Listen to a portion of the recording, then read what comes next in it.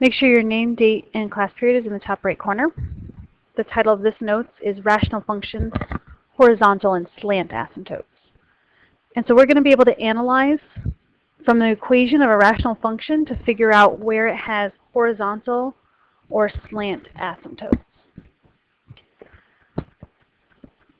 So a quick picture of what could be happening. Here I have three different rational functions. In the first rational function, there is a horizontal asymptote. It is on the x-axis. So there's actually a dashed line here. We can't see it because it's the same as the x-axis. So there is a horizontal asymptote at y equals 0. In the second graph, we can better see the horizontal asymptote. Notice our scale, that value -10 there tells me that I'm counting by 2's. So this right here is -2, that's -4, so right in between is -3. So this has a horizontal asymptote at y equals -3. So sometimes horizontal asymptotes are at the x-axis, sometimes they're not at the x-axis. The bottom graph shows a third scenario. That function does not have a horizontal asymptote. Instead, it has what's called a slant asymptote. And that right here is a diagonal line. And you're going to find out how to figure out whether or not it has a horizontal asymptote or it has a slant asymptote. And you're going to be able to tell me the equation of the asymptote. So if you want to figure out a horizontal asymptote, what you're going to do is you're going to compare the degrees of the numerator and the denominator. You don't need to write this whole big function. That's just really a fancy way of saying a rational function has exponents in the numerator and the denominator. And it's calling the degree in the numerator n and the degree in the denominator m. And all you're doing is comparing those two exponents. If the exponent is higher in the numerator, so I'm trying to read this. If the highest power of the x is in the denominator, is larger. So if it's higher in the denominator, so right here it says n is less than m. So if this one is more, if that one is larger, your asymptote will be at the x-axis. So we say there's a horizontal asymptote at y equals 0.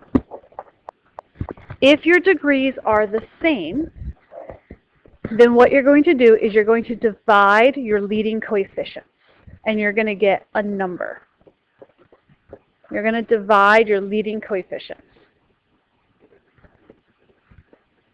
That's saying A and B, where A and B are your leading coefficients in your numerator and denominator.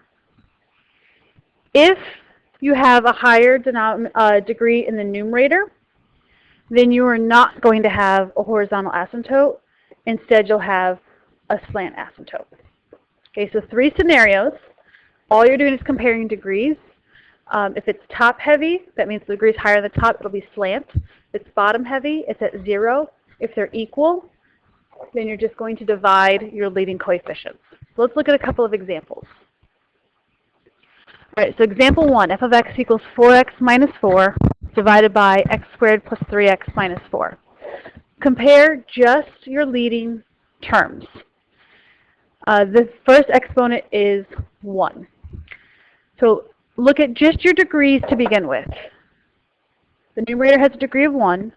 Denominator has a degree of 2. This is bottom heavy. The degree is larger in the denominator. So this is going to have a horizontal asymptote at y equals 0.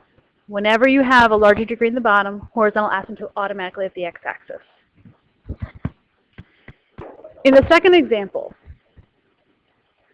this time we have the function is 4x squared minus 4 divided by x squared plus 3x minus 4. So again, I'm going to look at just my first terms, and I'm going to compare my degrees. And notice how they're the same. If they're the same, you can cancel them out. Just for the purposes of comparing horizontal asymptote, I'm not actually canceling them out. That would be killing kittens. But what I'm looking at is the leading coefficients. It's 4 and 1. So I have a horizontal asymptote at y equals 4 over 1, which I'm going to simplify to be 4. The last scenario,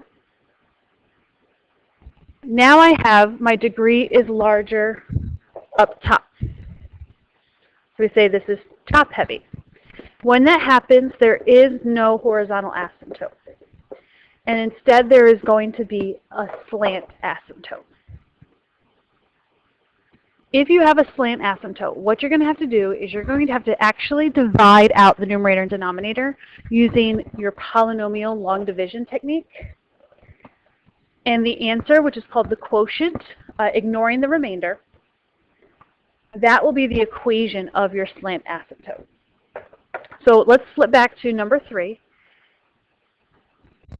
And I know it has a slant asymptote because the degree in the numerator is larger than the degree in the denominator. So that tells me there's a slant asymptote because my degree 2 is larger than degree 1. That's back in that chart N is larger than M. All right, so when that happens, I have to do my polynomial long division. So I'm going to put the denominator outside the division.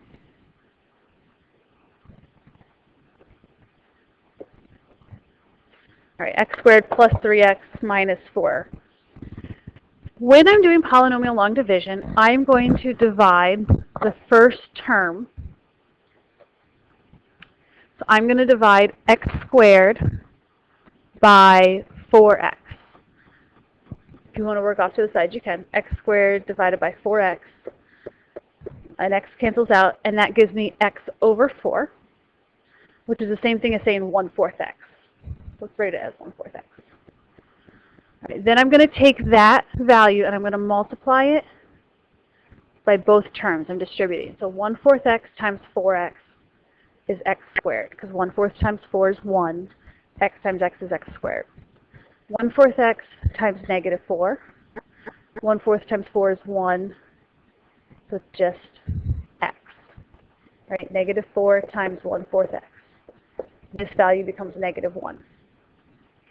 Then I'm going to subtract from that row. So make sure you're subtracting. So x squared minus x squared gives me the value 0.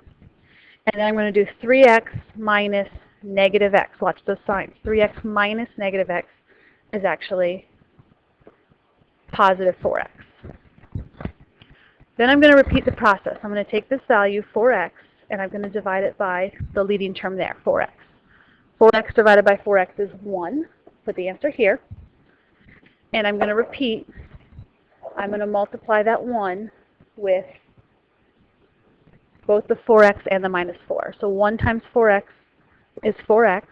1 times negative 4 is negative 4. And again, I am subtracting that. So watch your signs carefully. 4x minus 4x cancels out. Up here I have a negative 4 minus negative 4. Negative 4 minus negative 4, that is 0. Okay, so that one worked out really nicely. There's no remainder. It's 0. If there was a remainder here, I would just ignore it. So I have a slant asymptote at this equation right here. Y equals 1/4 x plus 1. That's the equation of a line. It has a y-intercept of 1 and a rise and run slope of 1/4, so rise 1, run 4. And I can actually plot that on a graph to get your slant asymptote. That's it for our notes. Go ahead and draw your line for our summary.